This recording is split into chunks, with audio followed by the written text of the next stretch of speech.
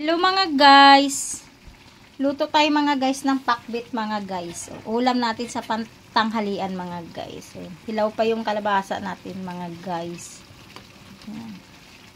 Tsaka ito, magpiprito din ako mga guys ng bangus na daing mga guys. Prito tayo ng bangus mga guys.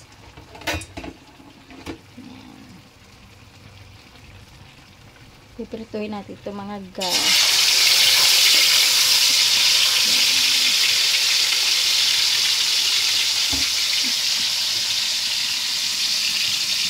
Hilaw pa ito mga guys.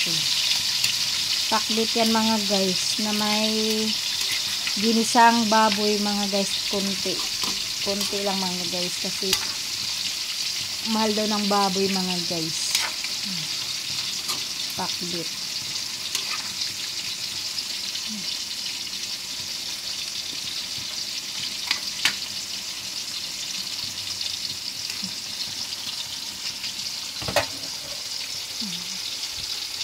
Luto tayo ng mga bangus mga guys. Pangtanghalian to mga guys.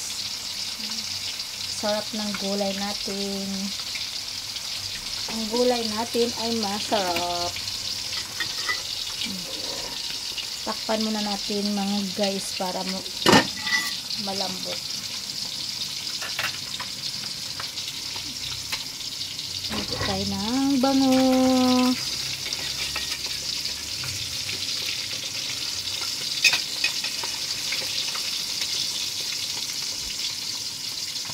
Hilaw pa siya mga guys. Maya patayin na natin ito mga guys.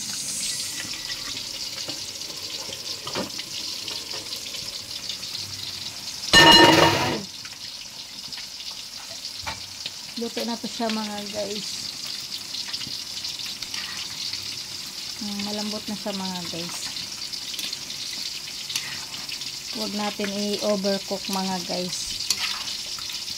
Pangit kapag malata. Hilaw pa masyado. Pag lumambot ng kalabasa mga guys, kunting sabaw lang yung nilalagay niya mga guys. Tuyo lang yan nilalagay ko mga guys.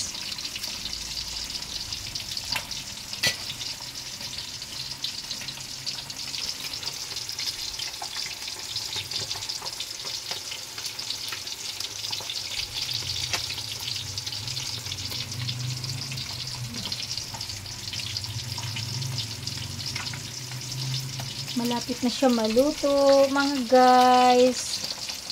Kakain na tayo ng tanghalian mga guys. Yan, kakain niya ng mga anak ko mga guys, mga gulay. Pakbit. Basta gulay siya mga guys, kakain yan sila mga guys. Kailan pag nagluto ka ng prito mga guys, mayroong kasamang gulay talaga siya mga guys. Hindi pwede na prito lang siya mga guys.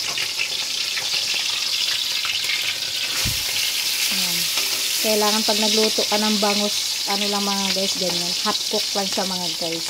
Ayaw ng mga anak ko mga guys na sunog eh. Ayaw nila kumain mga guys kapag sunog na bangus, ayaw nila.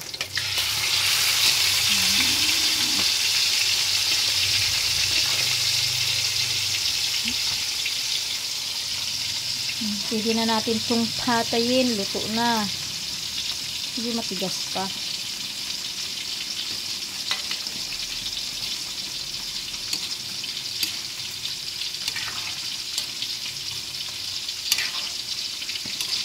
Para matigas pa yung kalabasa natin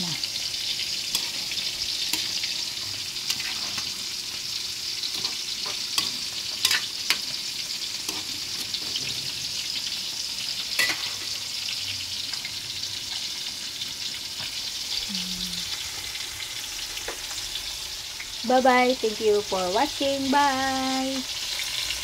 Kami ay malapit na kakain mga guys. Thank you for watching. Bye.